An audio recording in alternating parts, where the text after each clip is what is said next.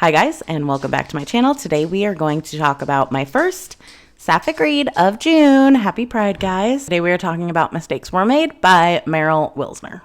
Is a Sapphic, for those who don't know, but everybody should know, Sapphic means woman on woman, or like, you know what I mean. Is that the technical definition of Sapphic? Huh, I was right. Okay, so Sapphic, the literal definition of Sapphic is a woman who is sexually or romantically attracted to another woman. So I'm going to do this partially spoilery and partially non-spoilery. So, like, it's a rom-com. We'll start with that. It's a rom-com, and we open on Cassie, who is a senior in college, and she is at an off-campus bar. And she sees like a super hot older woman like across the bar from her. And she's like, order her a drink. Like, to the bartender is like, get her order from me. Words are hard. From me. I didn't write a script for this because I literally finished this book today. I just had to make a video about it. So she's like, bartender, get her a drink, whatever she's drinking, but from me right now, please. So she orders her a drink, and they do the whole, like, cheers across the bar thing, and the hot older woman comes over and talks to her, and then they go out and bone in her car. And Cassie's like, hey, while you're here, you want to give me a ride home? Because we're already in your car. So she drives her to the campus, and she's like, oh, shit, this girl goes to the same college that my daughter goes to. So the next morning, we open on Cassie again, and we have had an Erin chapter in here. It chapters back and forth between them. It's their POVs, but like written more in third person than like first person. It's not a whole lot of I. It's like a whole lot of Cassie thought. Like, so it's POVs, but in third person also.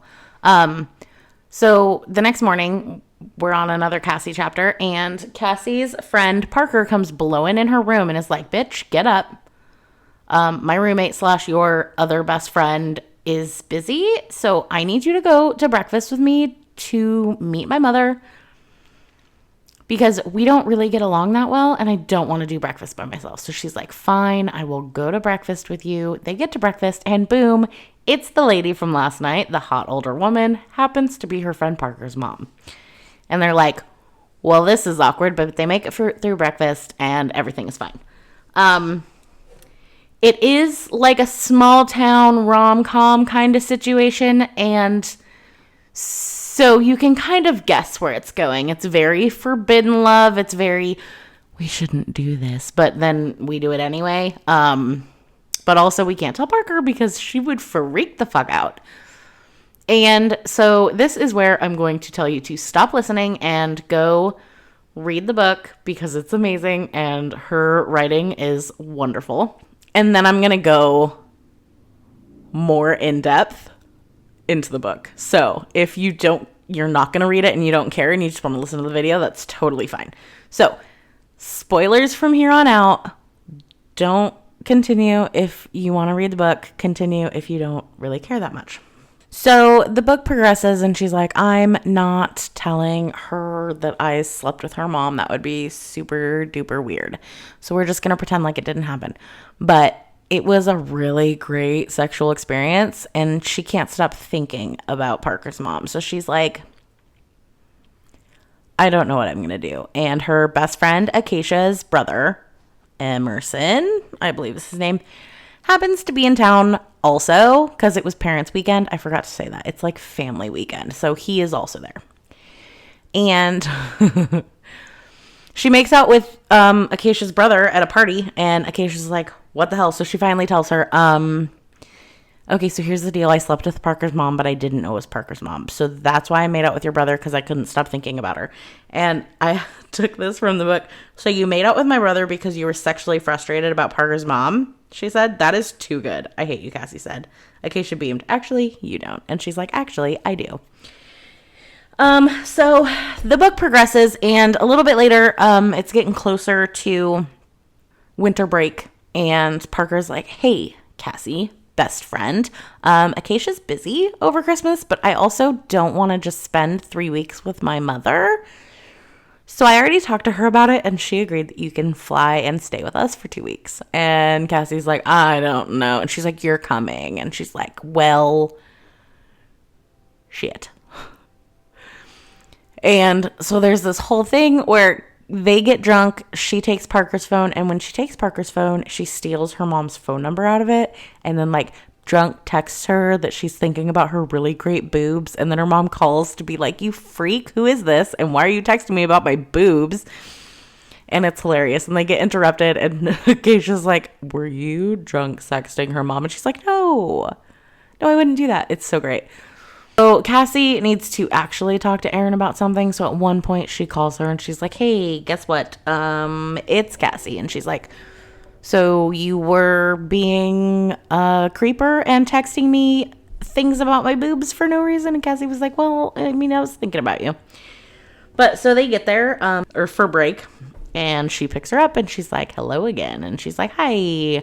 And they agree they cannot do anything. They're like, we can't do anything. It's wrong.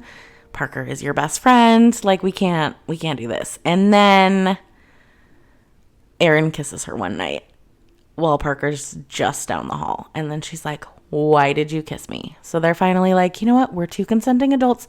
How about just in this 2 weeks? We just fool around for these 2 weeks, but we're going to make a rule not when Parker's in the house. And of course, that rule also gets trampled all over. Parker gets sick, and then Cassie gets sick, and then Erin takes care of her, and it's super cute because Erin is a doctor. Erin defends Cassie against her super shitty misogynist ex-husband, who's like, if you need a recommendation for college, I can do it because I am a wonderful engineer in my field, and you would be so blessed to have a recommendation from me. And Erin's like, shut the fuck up and leave her alone. And it's super cute.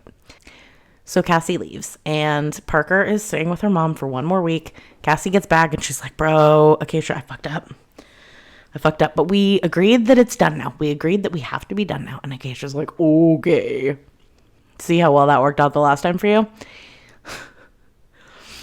And then it's flash forward, and it's Valentine's Day, and Cassie has not stopped thinking about Erin. Erin texted her one random day to be like, congratulations on this. And then she texted her happy birthday one time, and then it's Valentine's Day, and she's like, I'm going to send her flowers. So Cassie sends her flowers, and later that night, Parker is in her room, and they're hanging out, and I don't know why she didn't think about this, but Parker's on her computer, and she is like in the bathroom, and she get a text message from Erin, and Erin's like, thank you so much for the flowers, babe. And they're talking back and forth, and then she comes out of the bathroom, and Parker's like, I gotta go. I gotta leave right now. And she's like, okay, is everything okay? And Parker's like, yeah, everything's fine. And then she like bolts. She was on her computer. So if you have like an iPhone and a Mac, you know that your messages combine. Or I have an iPhone and I have an iPad, and so my messages sync from my iPhone to my iPad. So same thing with like a computer. If you have like a Mac computer, your text messages will sync with your computer. So she's totally not thinking about it, and her messages synced. So of course Parker saw it, and we as the reader know, oh my God, Parker saw those messages, and that's why she's freaking out. But conveniently, Parker gets a girlfriend of this girl that is like, she's been into for a really long time. She's in like a rival a cappella group. And so that is Parker's excuse as to why she's not hanging out with Cassie so much. She's like, it's because I'm dating Sam now. It's fine. And behind the scenes, we don't know this until the end of the book, but Acacia is trying to talk Parker off the ledge because Parker knows about her best friend and her mom. And she's like, I'm going to kill them both.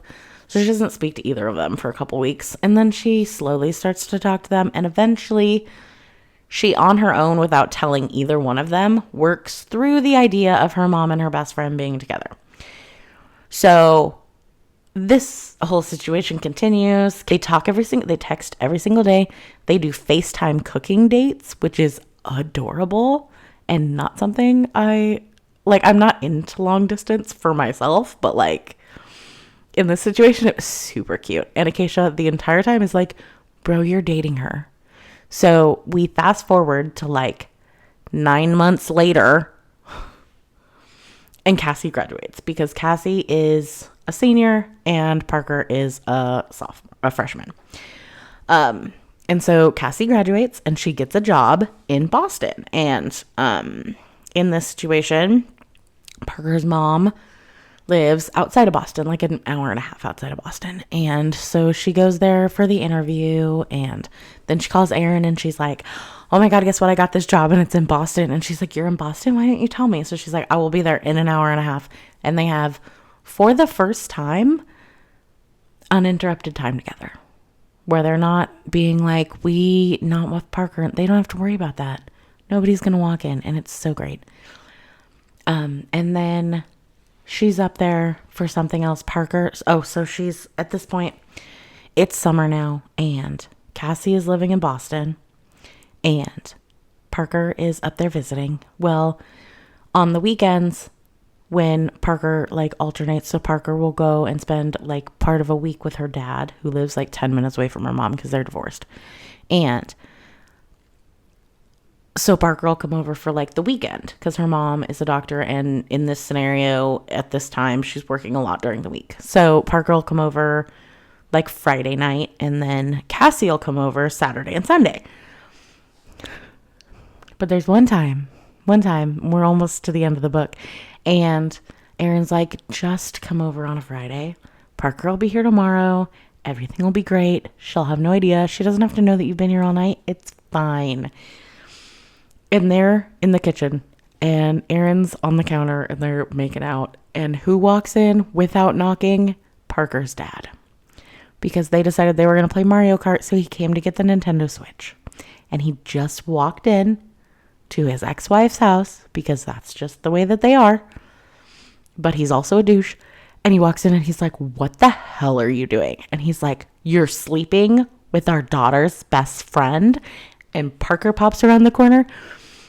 And she's like, Cassie, where is your phone? And she's like, Dad, leave. It's fine. Leave. It's fine. It's fine. Get out of here. Go home. I'll get the Switch and I'll meet you there. And Cassie's like, what do you mean, where's my phone? And she's like, I've been texting you for 20 minutes trying to prevent this exact situation from happening. And then I thought, I'll get in the car and I'll drive over there and I'll beat him there. But I didn't, obviously, because he just walked in and that just happened. And they're like, wait a minute, you know? And she's like, of course I know. And Cassie's like, I gotta get out of here. And so she leaves and gets on her little motorcycle that Erin bought her for a graduation gift. And they thought they were being subtle. And she's like, I gotta go. I promise I'm coming back, but I gotta get out of here. And so Parker and Erin talk about it, and Parker's like, I was mad. I'm not mad anymore. I think it's fine. Talk to her about it. So Parker leaves, and she comes back and makes this big grand gesture, and it's super cute. I'm not giving away the grand gesture because it's adorable and it's specific to them. And it's adorable and it's cute. And then also, here's this picture of me after Parker was like, you guys can be together. I love you. Bye. And then Vamuski. We get the epilogue. The epilogue is it's been 3 years since then. Erin and Cassie have been together for about 4 years now, and it's time for Parker to graduate because at the beginning of the book, Parker was a freshman in college, and now she's graduating. And so they're getting ready for that. And she goes and she meets with the girls. Cassie goes and meets with her friends. And Parker's like, Cassie, you've been together for 4 years. Why are you not married to my mom? And she's like, what do you mean? And she's like, do you not want to marry my mom? What is wrong with you?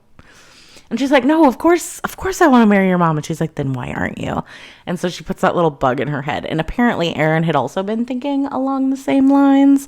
And so Erin is planning to propose. And I'm going to put me getting to this point. They both plan to propose on the 4th of July at their lake house that they bought together. It's super cute. And so I'm going to put in a couple clips of me reacting to right before they propose to each other and then while they're proposing to each other. And it's just so cue the clips. Cassie has her hand in her pocket all day? Maybe because she also has a ring in her pocket.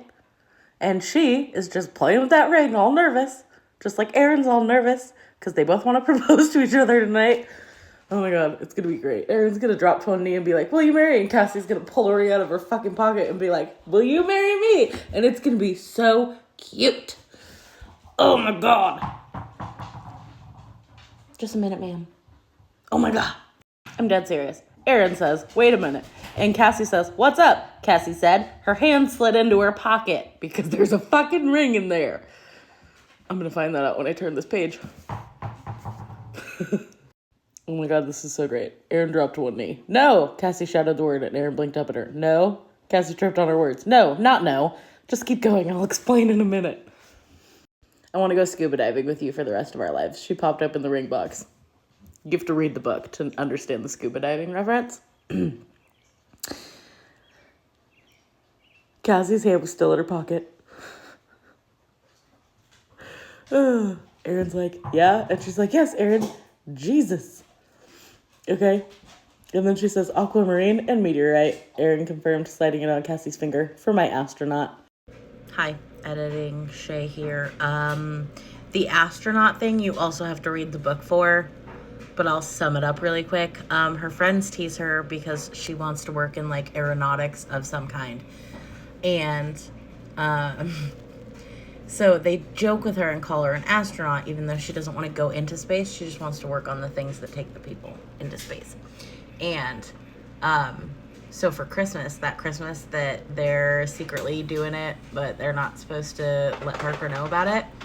That Christmas, Aaron bought her a necklace with a spaceship on it because of the astronaut joke. It's cute. Cassie's laugh was watery. Is it my turn now? What? Cassie's hand dipped into her pocket again, removing something, this time small and dark. As Cassie went down on one knee, I fucking told you. Kind of stole my thunder, she says. I told you there was a ring in her pocket. That's me. Reacting. Oh, I love this book so much. I'm not usually a rom-com type of girl. I like my books very fantasy, and I like my books, if they're not going to be fantasy, I like my books real dark. But I'm super into this rom-com, and I feel like I'm going to love all of her books, so I'm debating on just making all of my Sapphic reads for June Meryl Wilsner books, because I really like her writing. I don't know, I think I might switch it up. But this book is really good. I did partially listen to it on audio, partially did audiobook, and partially did tandem reading. I did not add this in to my review. Also, I gave this book 5 stars. I don't normally give books 5 stars. My really old rated stars are like 5 stars, but that was before I started being a little more critical of the way that I read. But as of lately, the only books that I've given 5 stars to is a really, really dark book, and then all of the Kushiel's Legacy books by Jacqueline Carey. So it's really hard for me to rate it a 5. Like, if it's not the best thing I've ever read, but entertaining, I usually give it 4. And then I enjoyed it, but it wasn't extremely entertaining, and I would recommend it, but that's about it, is usually 3 stars, and then anything less than that is because I absolutely hated it. So that's usually how my rating system goes, but this one I gave 5 stars because the writing I thought was really good.